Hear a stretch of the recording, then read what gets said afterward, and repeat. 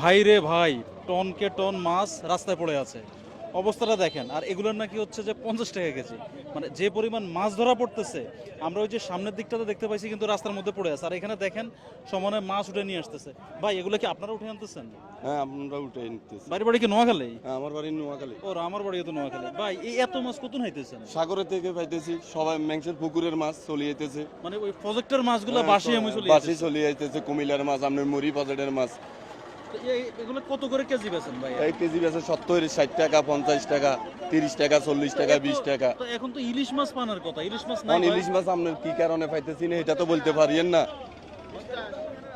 তো এখন মনে করেন যে এগুলো তো আমাদের জন্য অনেক ঝামেলা হয়ে গেছে। জামিলা মানে আমাদের লাগে কল্লার মধ্যে লেজে ফিরিয়ানো জাল সিরিয়াল লাখ লাখ টাকার জাল, যাতে একবার যাই ধরে আরেকবার আপনার তাহলে দেখা যেত যে একসময় যে ধরেন এই মাছগুলা খুব ভালো হইতো, উপকার হইতো, এখন এটা আরো ভেজাল হয়ে দাঁড়ায়। ভেজাল হয়ে দাঁড়াইছে। এবং আপনার ক্ষতির হুঁচি কারণ যাইতেছে, হয়ে দাঁড়াইছে। গাঙের কুলে আপনার প্রচুর মাছ সকল আপনার বাসি বাসি হুঁচি রয়েছে।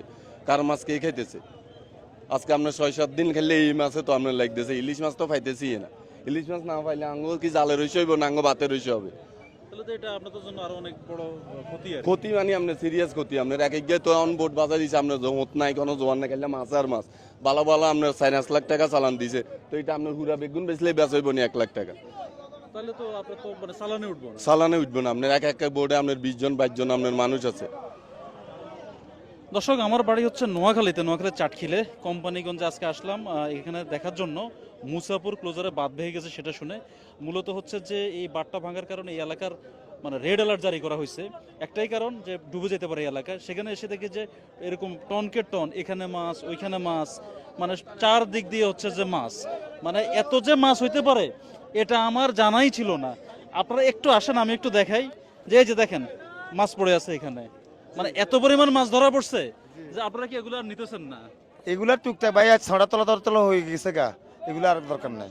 এখন এই মাছটা ব্যাপারটা হয়েছে ভাইজান, এই কোটি কোটি মনে করেন যে মালিকেরা এই সাগরের ভিতরে নেশা জায়গাতে প্রকল্প করছে, এই মুড়িয়াদলের ভিতরে এগুলা এই যে মনে করেন ওই যে উপরের ডলার পানি নেমছে, এই যে মুড়ি ফজলের সুইচে দিয়ে পানি সাপ্লাই না দিতে পারার কারণে দেয়া বাইরে জোয়ার হয়েছে।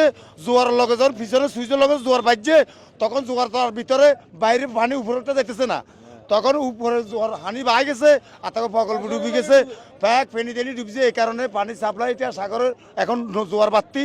এখন পিছনের থেকে জোয়ার আসে 6-7 ঘন্টা উঁচরানি বা অফ থাকে, তাহলে 24 ঘন্টা পানি যদি যাইতো তাহলে সাগর এই দেশে হয়ে যেত।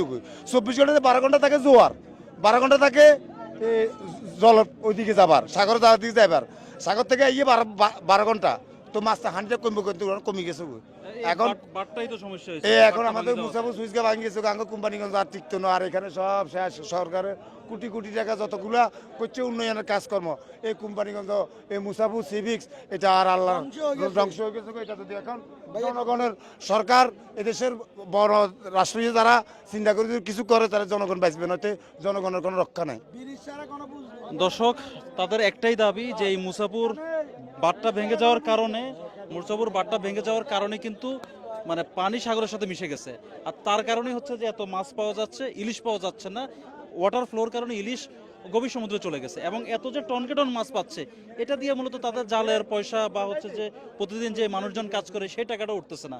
তার মানে একদিক দিয়ে হচ্ছে যে তারা টাকা উঠতেছে না, অন্য দিক দিয়ে পানি ঢুকে গেছে। কোম্পানিগঞ্জ সহ এন্টায়ার মুসাপুর বা নোয়াখালীর একটা অংশ পানির নিচে চলে যেতে পারে, মানে উভয় সংকট। তাহলে এখন হচ্ছে যে যারা এই ধরনের কাজগুলা করে সরকারের, তাদের উচিত হবে যে যত দ্রুত সম্ভব এই বাঁধটা রিস্টোর করা, অথবা হচ্ছে যে এমন একটা ব্যবস্থা করা যাতে করে আবার সবকিছু স্বাচ্ছন্দ্য ফিরে আসে। দর্শক, আজকে মুসাফর থেকে আপনাদেরকে জানাচ্ছি বিদায়। দেখা হচ্ছে আরেকটি প্লেসে। ধন্যবাদ।